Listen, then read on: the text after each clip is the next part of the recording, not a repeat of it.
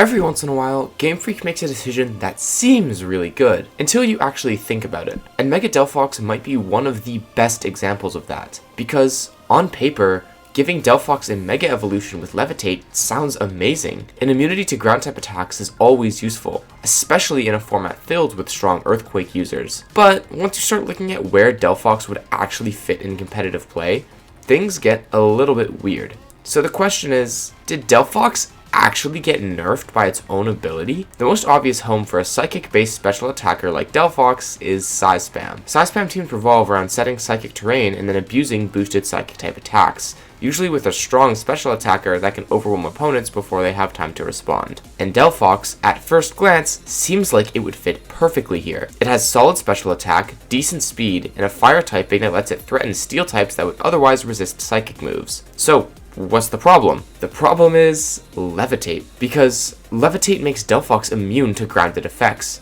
and Psychic Terrain only works on grounded Pokemon, which means Mega Delphox doesn't actually benefit from Psychic Terrain at all. So now you have a Pokemon that looks like it could be amazing on Size Spam, but doesn't actually interact with the core mechanic of the team. And at that point you have to ask, why not just use something else? So yeah, in that sense, Mega Delphox is kind of useless for Size Spam. But does that mean it's bad? Not exactly, because while Levitate hurts it in one archetype, it actually helps it a lot in another. Balance teams, as we've discussed before, are all about having flexible tools that let you play into a wide variety of matchups.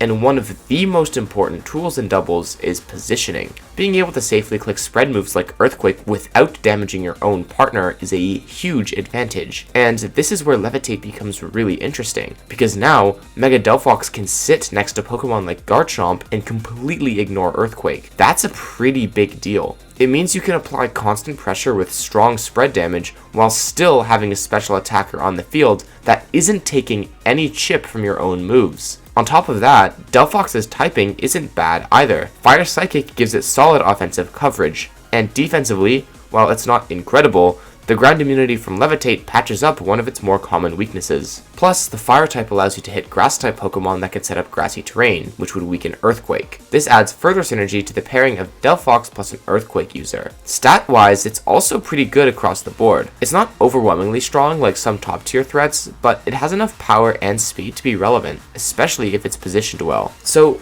is Mega Delphox actually nerfed by Levitate? Yes and no. If you were hoping to use it on Size Spam, then yeah, it's a pretty big downgrade. It just doesn't function the way that you'd want it to. But if you look at it from a balance perspective, Levitate might actually be the thing that makes it usable. It gives Delphox a unique niche, letting it pair well with common Earthquake users and function as a flexible offensive piece that doesn't rely on terrain or weather. Will it be a top tier threat? Probably not, but it could find a place on the right balance team.